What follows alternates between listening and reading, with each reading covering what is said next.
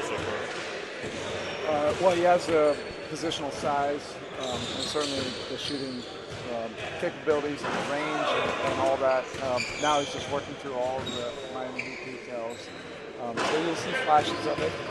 I'm sure it feels like he's being fed, a fire hose, and that's to be expected. But I think I had more fun yesterday. It was reminiscent of Duncan 4 years ago.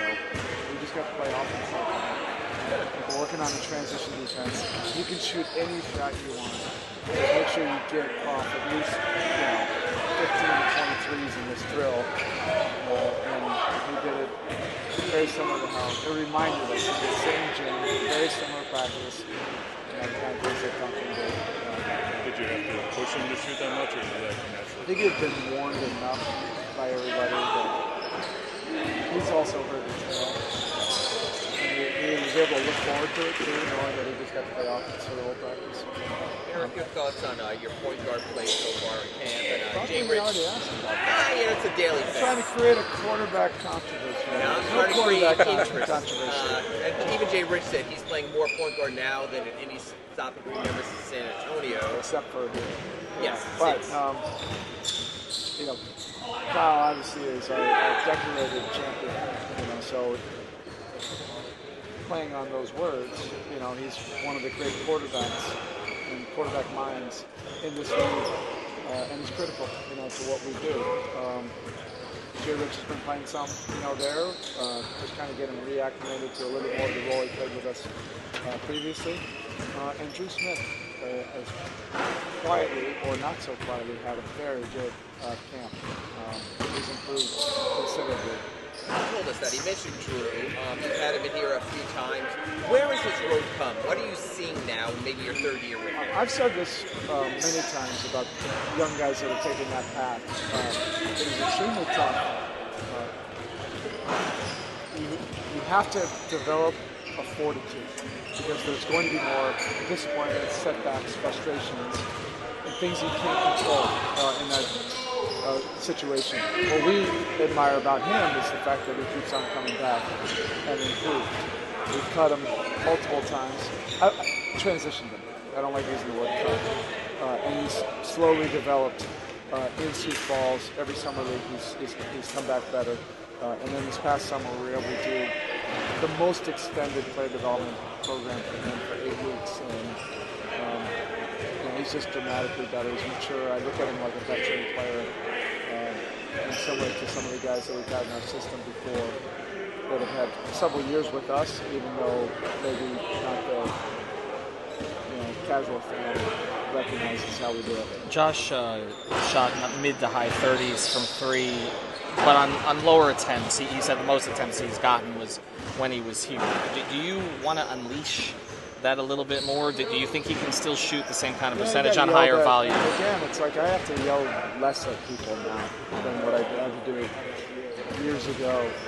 What Cooper was talking about, he passed up and shot like 2 threes yesterday, and bam, and everybody else was able to handle that coaching point. He gets it. He understands. He's going to have to space the floor for us at times,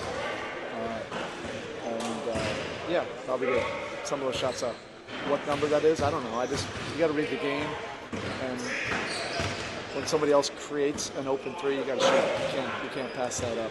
Whatever that is, whatever that number ends up being, he's a very accurate three-point shooter now. He just needs to get back in the rhythm of how we do it.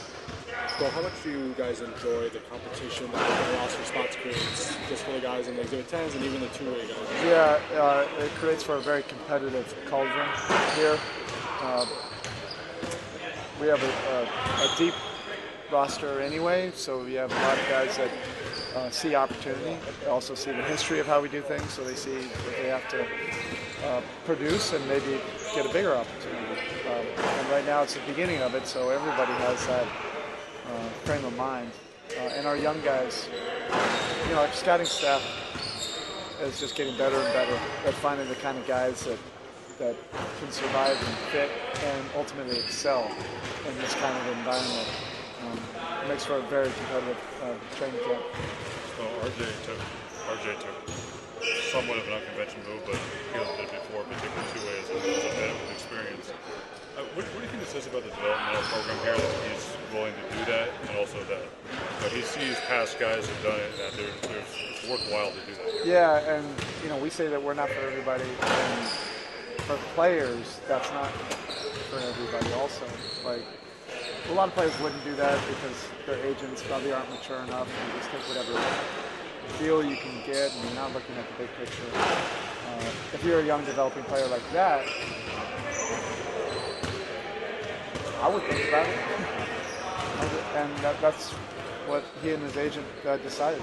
They would take whatever kind of role in our program, just as long as we could spend time developing, and we'll invest all of our resources and all of our manpower and everything into him.